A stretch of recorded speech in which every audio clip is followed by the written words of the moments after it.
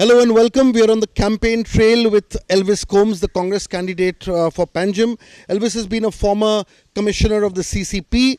Ironically, he was the commissioner when Babush Montserrat, one of his principal opponents, was the MLA of Talegaon, and some of the wards of Talegaon fall under the Panjim corporation. So, Elvis, what does it feel like to contest against a former MLA and current MLA of Panjim, who was kind of a boss of sorts? I have graduated as a politician, and now we are on equal terms. Former days, yes, of course. In fact, his first entry into politics, he became an MLA and directly became a minister under Mr. Manohar Parrikar. Those were the days when I have served as a bureaucrat. I have done my job. And now, over a period of time, since I have now come into mainstream politics and Indian National Congress reposed faith in me to contest from Panjim, I am prepared to take him as an opponent. Let's get back to Panjim and what your plans are. We'll speak about your opponents in a bit. Let us kind of begin by asking you an interesting quiz question, Elvis. Do you remember who was the last MLA of Panjim, and how many years ago was he the MLA? The last MLA, the formidable MLA who has been the longest... The last Congress MLA. The last Congress MLA, of course, was Mr. J.B. Gonsalves, and it's been a long time now, more than 25 years since Congress has not been here in... It's actually 33 years. 33 years, okay. Yes. And I think it's time for a change. Manohar Parrikar came from in 1994 under situation whereby there was a split in votes, and since that time there was no looking back. People reposed their faith in him. But post Manohar Parrikar, I think a good leadership is required in this capital city, and I think meri kabilat hai ye apna. But Elvis, why has the Congress been unable to establish a foothold in Panjim for so many years? Because 33 years is a long time, and you were only 25, 26 when the last Congress MLA was here. Yeah. I see there is a lot of scope for improvement in the organizational structure of the Congress. We must admit that. Nevertheless, what is important is that there is a strong base of the Congress. All that is required is a little kind of leadership. Now that I have taken the leadership, to convert that base into a stronger base and make it very strong for the Congress in future. Congress has delivered in the past, all said and done, and therefore this time people are reposing faith in the Congress. Let's look at the city of Panjim, as it were. Yes. Panjim was a kind of jewel in the crown of Goa, and there was a lot of hope. It was one of the most beautiful towns, and then now it is supposed to be a smart city. But you, as a citizen, you launched this whole Citizens for Democracy, where you spoke against the entire alleged corruption in the smart city project, and you had said that out of the entire scam is worth about 669 crores. You said that amount has been siphoned. That's probably more than the actual outlay. And you said that only about 100 crores has been spent. Can you just tell us, according to you, what is the nature of the scam, who are responsible, and the specific places where these scams are visible? This smart city mission is the mother of all scams in Panjim. I have gone through all these kind of processes in the past, where public taxpayers' money is getting infused on creating certain infrastructure, upgrading infrastructure, and making the quality of life better for the citizens. Now, Panjim, by virtue of being the capital, was chosen as one among the smart cities in India. And a total outlay of, as rightly said, 669 crores as per their own websites. And right now, what is happening with this 669 crores, nobody knows. You just, right now, as I'm speaking with you, these shameless guys, after I have raised this issue, also have not improved their website. Not a single work has been on display, what exactly is happening. There are various components they have worked out just before the code of conduct came into force. They have rushed through the expenditure, they have given work orders amounting to crores of rupees. Let's take the case of CCTV cameras. Now, if you see, Panjim is being dug very badly. Nobody knows why it is being dug. They want to lay a cable for CCTV cameras. Today, technology is there where you don't even have to trench. Okay, the road and you can get the best out of it. 128 crores on a small town to put CCTV cameras. This itself is a big scam. Then they are talking about laying roads, smart roads. Now, what is smart roads? The citizens don't know. There is no public participation in this whole process. Initially, they did some consultation. Thereafter, they have forgotten the people. Now, what they are doing, they only know. They have given us work orders for 2 smart roads. Now, what are the smart roads? What are the components of the smart roads? Nobody knows. The smart roads have to be completed within a period of 18 months. That is a year and a half. Now, remember one thing, this mission started 6 years ago. And this mission was due for completion last year. Now that the central government has given 2 years extension. But believe me, out of the 669 crores, they have given work orders, but nothing as yet has been completed. 6 years down the line, there is no completion. So there is no accountability of the kind of money that has been spent. You go and talk about smart roads to be completed in 18 months. And then you talk about laying of sewerage line in 36 months. So you're going to complete it in 18 months and then dig again and put, the sewerage line later. What kind of planning is this? What about the footpaths and the pathways that they claim that they have done? They have not done. There is another mission called simultaneously working called Atal mission. That is urban rejuvenation. They have concretized the beach there. There is no planning there also. The CRZ violations are very rampant.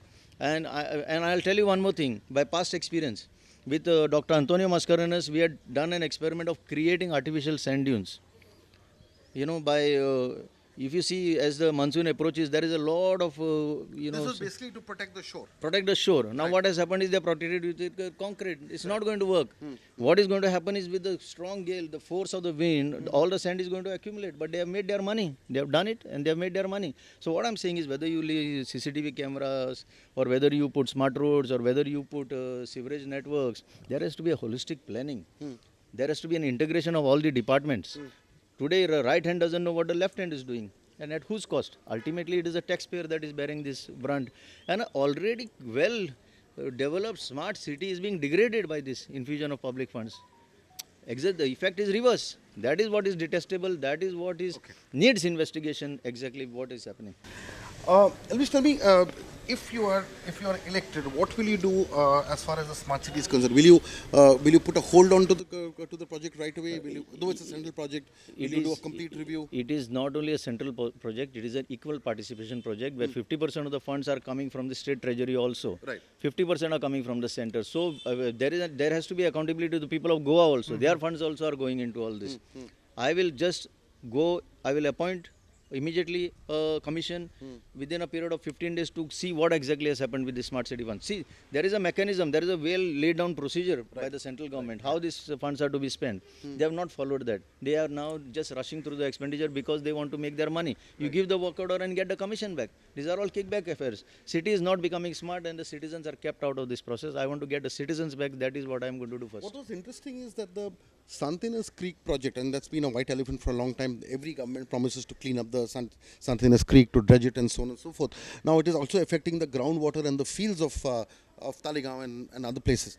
Now, why wasn't the Fontainhas Creek brought under this project and got into and implemented? Because this whole planning is done by the bureaucrats. Do you know who was the chairman of this Imagine Panjim Public Limited Corporation? Was the chief secretary of Goa.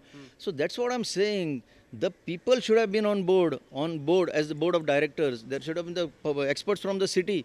Right. That Fontainhas has become an eyesore. That is ignored. The culture of the city, the cultural heritage of the city is ignored. That these funds should have been applied here. I can see a lot of poverty here. Some of the old houses are actually, in a dilapidated condition. What are you doing about that? How are you touching the lives of people? Right. And if you go to Alta-Guimarães, see the kind of state of affairs there. You go to Ribandar, see the state of affairs there. Nobody is bothered. See, there is a dark underbelly to this city. There is abject poverty which is not visible. This smart city fund should have been used on those people. And this is supposed to be the capital of the capital of Panjim. It's really, you go to Altino Hill, there is a slum kind of location where people need help. Right. People don't have basic facilities, like there is no drinking water here on the top when I've gone there. So if you don't improve the quality of life of the people by infusing this money, then what is a smart city mission for? Right. Just to do some chaka-chak here and there and show some glamour? But if that is the case, then why has Panjim given such a long run to say Manohar Parrikar? And then, of course, Babush Ponserat is now has been an MLA once through a by-election and he's aiming to be one again. So if so many problems do exist, why do people decisively vote in favor of the same party or individuals? I think that was a larger than life, sort of figure that Panjim had. And No, I'm so, talking of post Manohar Parrikar. post Manohar Parrikar, I think it's time now. People have made a mistake in the past by reposing their faith in Mr. Monserrat, and now this is the time for course correction, because you can't allow the city to remain in such hands. We need good people to come forward, and we need public participation. We need transparency and completely open. Right now, I just mentioned to you, the website doesn't show where the money is going. Then what else is left? This is din dahade chori na of funds. Elvis, Panjim unfortunately has become a very expensive election to fight, and the role of money power has been visible. It's been spoken about, and so on and so forth. The politics of washing machines and fridges and scooters is there not only in the assembly elections, but you could see that even in the corporation elections. The amount of largesse that is distributed then is huge, and so.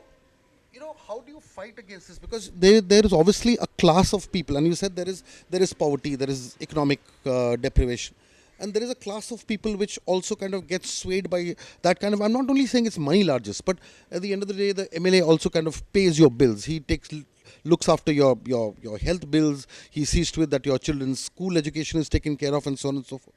So when you have that kind of a supposed Robin Hood kind of a figure in front of you, how do you tackle that? Because those issues to many people are more important than cleaning up a creek or giving you a better road. Do a review of these people who receive such kind of largesse, and then check whether 5 years down the line their quality of life has improved. It is not a case. You just feed them for a day and it doesn't work. You teach them how to live, it works for a lifetime. I am here, I am not from that category where I am going to give fridges, and I do not have fridges from where I am going to give fridges. So, but one thing is for certain, Panjim constituency by and large is aware. The people of Panjim are aware exactly what they need to do. This time at least, they have a good choice, they have an alternative, they have the Congress party, which binds everybody together, keeps everybody together. So these factors, my candidature and the Congress party is working in favor of the Congress, and this Congress this time is poised to win. See, this situation, where you keep people subjugated, keep people into abject bondage. I will call it bondage. See, we are living in this life once, boss. You come into this life and you go. You live without fear, free, from freedom, in freedom. You take that, whatever they give, those fridges and all, and remain as a bonded labor of theirs, as a bonded slave. And then the people's life, is so miserable that they are not even allowed to talk to somebody freely. Right. This kind of situation should not be there. We have to come out of it, and I am here to go to change that.